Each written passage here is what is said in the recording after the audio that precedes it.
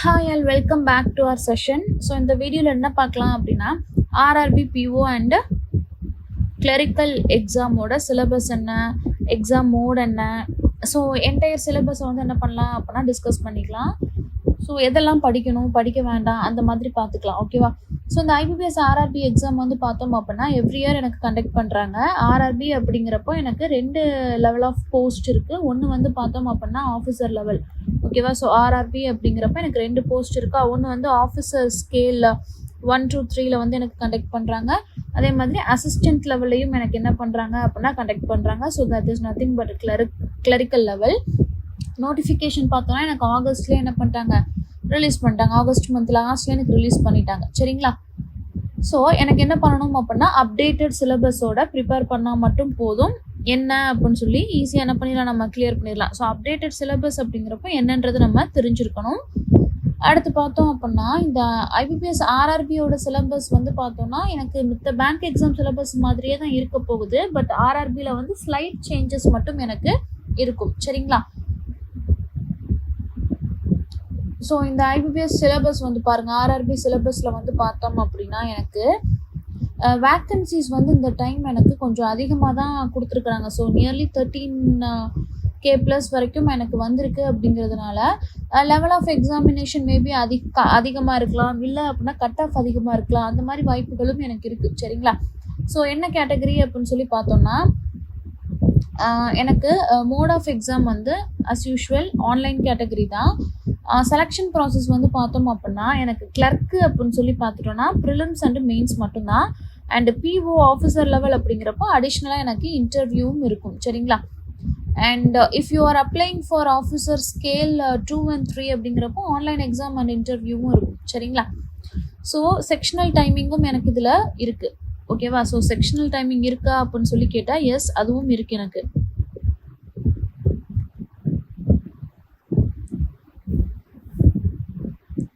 இப்போ ஃபர்ஸ்ட் நம்ம பிஓவோட எக்ஸாம் பேட்டர்னை வந்து பார்த்துடலாம். சரிங்களா? ஸோ பிஓ அப்படிங்கிறப்ப எனக்கு என்னெல்லாம் இருக்குது, ப்ரிலிம்ஸ் இருக்குது, மெயின்ஸ் இருக்குது, இன்டர்வியூ இருக்குது. சரிங்களா?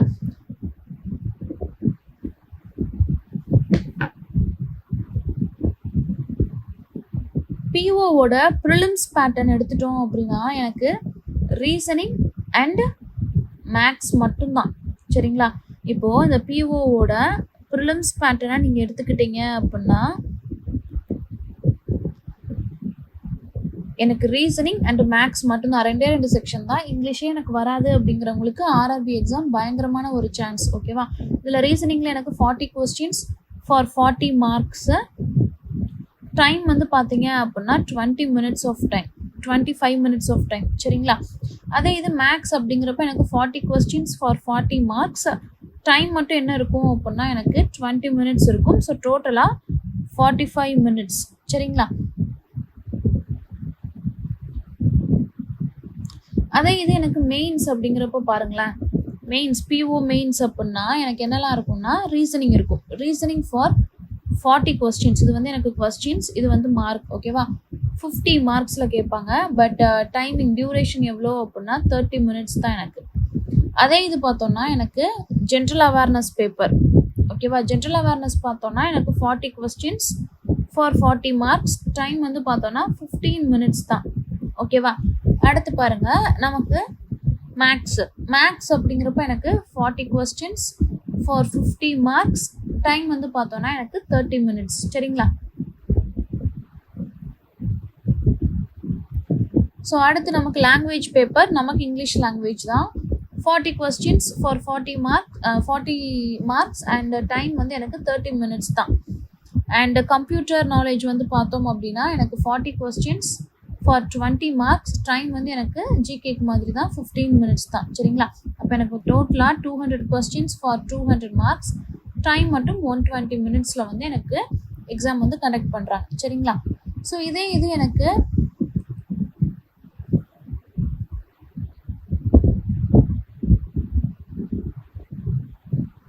இன்டர்வியூ அப்படிங்கிறப்போ ஆஸ் யூஷுவல் நமக்கு இருக்கிற அந்த கரண்ட் அஃபேர்ஸ், ஓகேவா, பேங்கிங் அவேர்னஸோட basic terms and situation analysis questions இதெல்லாம் தெரிஞ்சிருந்தா போதுமானது. என்ன பண்ணிக்கலாம், ஓரளவுக்கு நம்மளால இன்டர்வியூவில் பெர்ஃபார்ம் பண்ணிக்க முடியும். ஒன்ஸ் மெயின்ஸில் நல்லா கட் ஆஃப் எடுத்துட்டோம் அப்படினால இன்டர்வியூ வந்து எனக்கு பெருசாக அடி வாங்காது. இல்லை மெயின்ஸில் கட் ஆஃப் கம்மியாக இருக்குன்ற பட்சத்தில் இன்டர்வியூ என்ன பண்ணியிருக்கணும், ரொம்ப நல்லா ப்ரிப்பேர் பண்ணியிருந்துருக்கணும். சரிங்களா? இப்போ அதே மாதிரி கிளரிக்கல் லெவல் அப்படின்னு சொல்லி பார்க்குறப்ப எனக்கு 2 level of exam, prelims and mains மட்டும்தான். ப்ரிலிம்ஸ் அப்படிங்கிறப்ப எனக்கு என்ன கேட்குறாங்க, ரீசனிங் அண்ட் மேக்ஸ். சரிங்களா? அதே 40 questions for 40 marks 25 minutes and மேக்ஸ்ன்னு சொல்லி எடுத்துட்டா 40 கொஸ்டின் 40 மார்க்ஸ் 20 minutes. ஸோ டோட்டலாக எனக்கு 45 minutes ஆஃப் டைம் தான். மெயின்ஸ் அப்படிங்கிறப்போ அதே கொஸ்டின்ஸ் அதே டைம் அலோகேஷன். ஓகேவா? என்னது எனக்கு ஆர்ஆர்பி பிஓக்கு இருக்குதோ அதே தான் எனக்கு கிளரிக்கலுக்கும் இருக்குது. ஓகேவா? If you are appearing for clerical exam அப்படின்னா there is no interview. Final selection எதை பேஸ் பண்ணி இருக்கும் அப்படின்னு சொல்லி பார்த்தோம்னா மெயின்ஸ் எக்ஸாமை பேஸ் பண்ணி தான் இருக்கும். அண்ட் நெகட்டிவ் மார்க்கிங் அப்படிங்கிறப்ப எஸ் கண்டிப்பான முறையில் நெகட்டிவ் மார்க்கிங் எனக்கு இருக்குது. ஒவ்வொரு ராங் கொஸ்டினுக்குமே எனக்கு 1/4 ஆஃப் த மார்க் வந்து எனக்கு என்ன ஆகும் அப்படின்னா டிடெக்ட் ஆகிடும். சரிங்களா?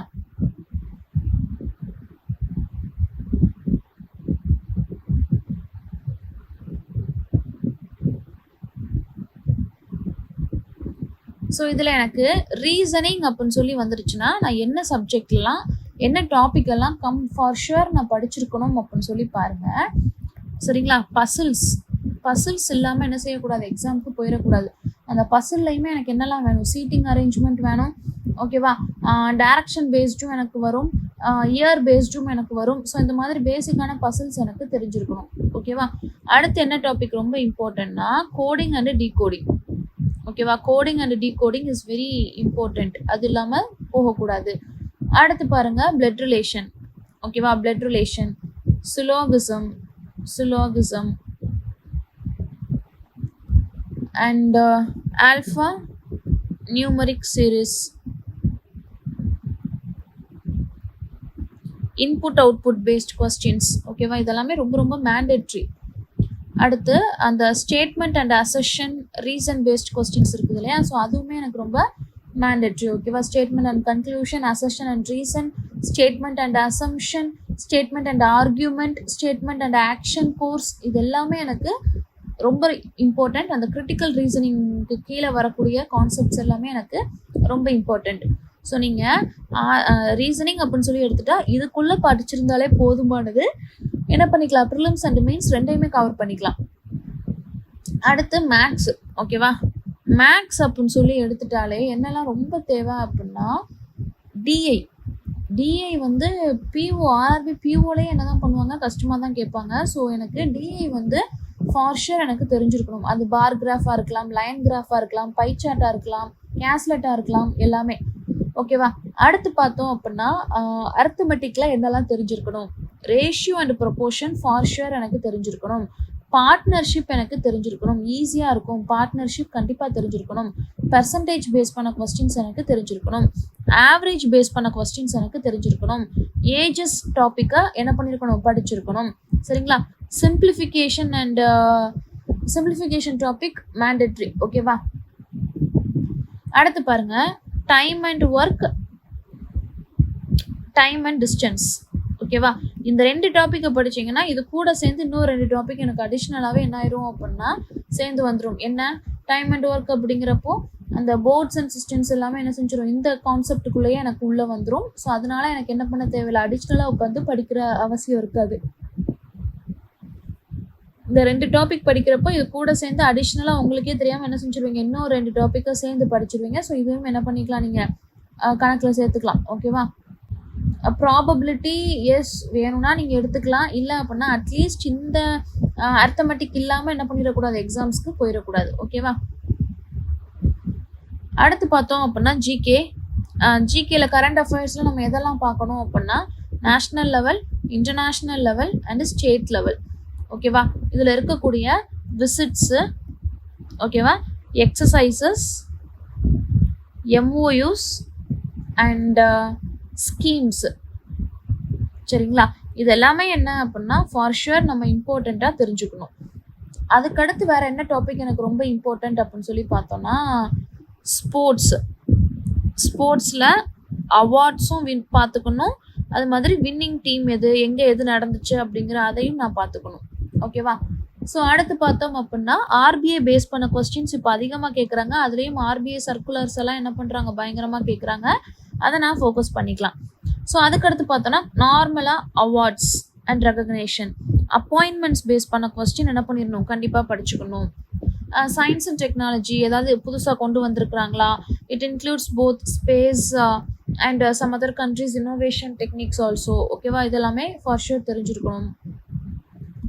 புக்ஸ் பேஸ் பண்ண கொஸ்டின்ஸு இல்லை, சரிங்களா, புக்கை கூட நீங்கள் விட்டுறலாம். பட் இதெல்லாம் எனக்கு ரொம்ப ரொம்ப இம்பார்ட்டண்ட். மேலே சொன்ன national level, international level, state level base பண்ண visits, exercises, MoUs and schemes very important. ஸ்போர்ட்ஸ்னு எடுத்துகிட்டு அந்த awards and winning categories very important. RBI circulars mandatory and appointments is mandatory. Awards category பார்த்துக்கணும். Science and technology including space என்ன பண்ணிக்கணும், நம்ம பார்த்துக்கணும். சரிங்களா? ஸோ இங்கிலீஷ் அப்படிங்கிறப்போ English is R scoring area. Whether it is RRB PO மெயின்ஸாக இருக்கலாம், இல்லை வேறு சப்ஜெக்டாக இருக்கலாம், வேறு எக்ஸாமாக இருக்கலாம். But English is always a life Xavier think. இதில் வந்து பார்த்தோன்னா என்ன படிக்கணும், எல்லாமே படிக்கணும் இங்கிலீஷில். நம்மளோட சிலபஸில் இருக்கக்கூடிய எல்லா விஷயங்களையுமே இங்கிலீஷில் பார்த்துக்கணும்.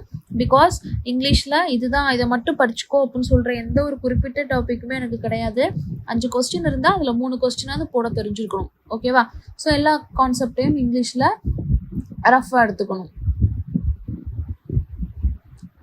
அண்ட் கம்ப்யூட்டர் அவேர்னஸ் அப்படிங்கிறப்போ நமக்கு எந்த டாபிக் ரொம்ப இம்பார்ட்டண்ட் அப்படின்னா அந்த ஷார்ட்கட் கீஸ் இருக்கும் இல்லையா, அது எனக்கு ரொம்ப இம்பார்ட்டண்ட்டு. அதுக்கடுத்து பார்த்தோன்னா எனக்கு அந்த ஹார்ட்வேர் அண்ட் சாஃப்ட்வேர் பேஸ் பண்ண கொஸ்டின்ஸ் வெரி இம்பார்ட்டண்ட். ஓகேவா? அண்ட் MS ஆஃபீஸ் பேஸ் பண்ண கொஸ்டின்ஸ் எனக்கு இம்பார்ட்டண்ட். டேட்டாபேஸ் மேனேஜ்மெண்ட் சிஸ்டம் எனக்கு ரொம்ப ரொம்ப இம்பார்ட்டண்ட். அதுலேருந்து கண்டிப்பாக எனக்கு கொஸ்டின் வந்துடும். இன்புட் அவுட்புட் பேஸ் பண்ண கொஸ்டின் எனக்கு இம்பார்ட்டண்ட். அடுத்து பார்த்தோன்னா அந்த ஹேக்கிங் பேஸ் பண்ண கொஸ்டின்ஸ் இருக்கும், சரிங்களா, அது எனக்கு ரொம்ப important.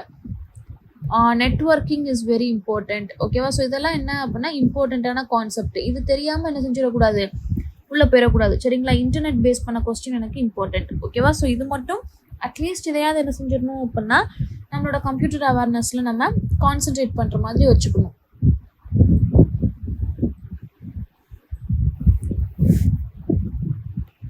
So in this video we have discussed the detailed analysis of syllabus for RRB PO and clerical examination, and also what are all the important topics that we should study for a mandatory purpose. ஓகேவா? இது இல்லாமல் எக்ஸாமுக்கு போகக்கூடாது அப்படிங்கிற மாதிரியான டாபிக்ஸையும் just என்ன அப்படிங்கிறத பார்த்தோம். So hope the session is useful and thank you for watching.